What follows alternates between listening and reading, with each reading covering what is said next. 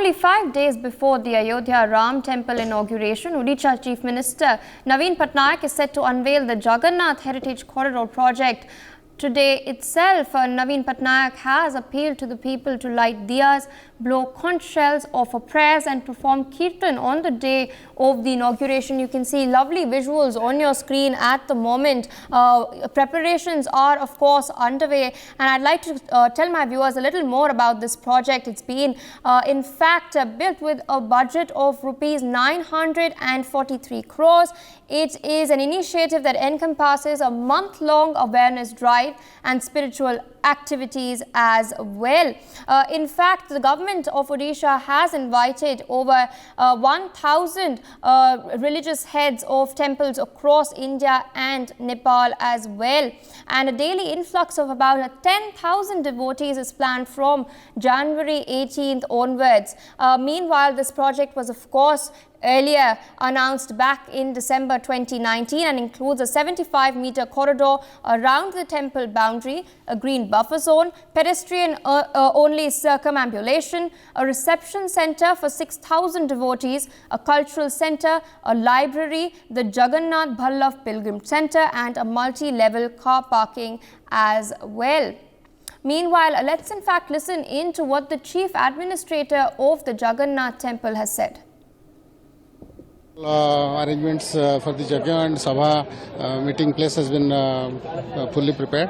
Honorable CM will reach Puri at about 1:15 p.m. and the Honorable CM along with Gajapati Maharaj and few other dignitaries, they will go to the Lokarpana stage and dedicate the Parikrama project for the use of public at about 1:30, and thereafter the Puspanjali and completion of the Yajna process will be completed before 2 o'clock, and at around 2 o'clock they will have a pradakshina around the Parikrama mark along with all sadhu santas and all dignitaries. Joining us on the broadcast this morning is Mahamandaleshwar Shailendra Anand Giri Maharaj. He's a Hindu Dharm Guru. Good morning, sir, and thank you for joining us on NewsX. The Ram Mandir consecration, of course, slated to take place on the 22nd. And meanwhile, in Odisha, the holy land of Puri Jagannath is now set to witness a grand corridor that is being built. What does this mean for Hinduism and Hindu pilgrims in particular, as well as devotees who are now looking at flocking to Jagannath especially? Facilities are now being provided, world-class facilities are being inducted. So what does this mean for the Hindu Dharma as well as the resurgence of the Hindu Dharma today? Yeah, Om Namo Narayan, Om Jagannathaya Namo Namah. It seems that there has been a wave here. That means some Hindu Renaissance time is going on. Because when you are establishing the dignity of Hinduism, that is Rama, at the same time you are establishing the, you can say, vibrations of the emotions into the hearts of Hindus by making a declaration about the Jagannath Puri, where the heart of Narayana resides. So what I feel is that there has been a very nice infrastructural development all across the country, and along with it, our emotions of religion also are being motivated. Well, I used to motivate my disciples by saying that when it can't be done, it has to be done. The same, I think, Modi has adopted the principle into his own heart and mind. That's why the places where none of the governments of the past tried to have such vast development features, now he is going to do it, and he is already doing it. So it's a very nice feeling for all the Hindu disciples here, for all the, you can say, persons who wanted India to be known after the Hindu history, Hindu culture. Second thing I would like to suggest also, that is what I suggested here at Mahakaleshwar, at Varanasi, even at Ayodhya, that the basic sanctity of the city must not be disturbed. Every temple has got its own electromagnetic influences, electromagnetic fields, and that's why you can see the Jagannath Puri's flag is always furling just opposite the direction of the wind. The second thing is that you can hear into the walls that something is palpitating just like heart. So when you disturb the sanctity, that means the architectural values of any of the temple must not be disturbed, because the excavations or the tunnels, if they are made very close to the temple, that may disturb the balance of the divinity there.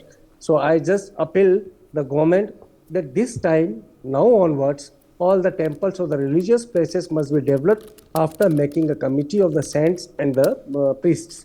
Because you do not, if you do not take into consideration the opinion of all the Shankaracharyas, Acharyas, priests, Mahamalleshwaras, then somewhere something is missing.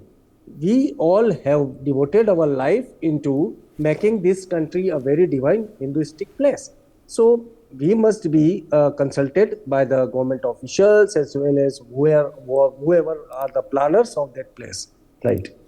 So you've spoken about preserving the heritage and culture as well, but of course people have been speaking about the boost to spiritual tourism in particular, not just in Ayodhya but now in Puri as well. How do you think a balance can be struck between these two? Yeah, sure. I have always been talking about there should be a clear line of demarcation between tourism as well as the pilgrimage. You know, there are three terminologies in Sanskrita. One is Paryatan, second is Deshatan, and third one is this Tirthatan.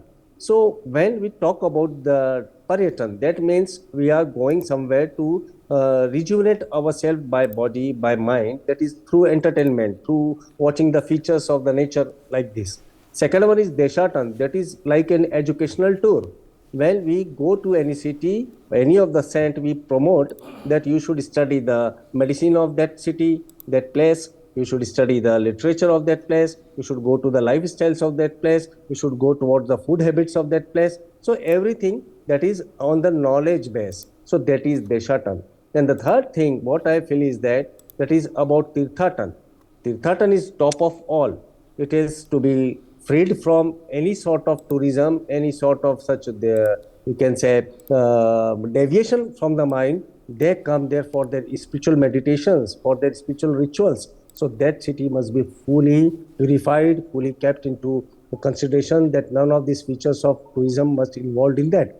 Outskirts of that city can be made this Deshatan part, that is about the academics, about the literatures, and the outer circle should be made for the tourism. There are so many places in our India that can be developed for tourism, for entertainment purpose, but these religious cities must be always kept very pure, very sanctified by making it only a pilgrimage center.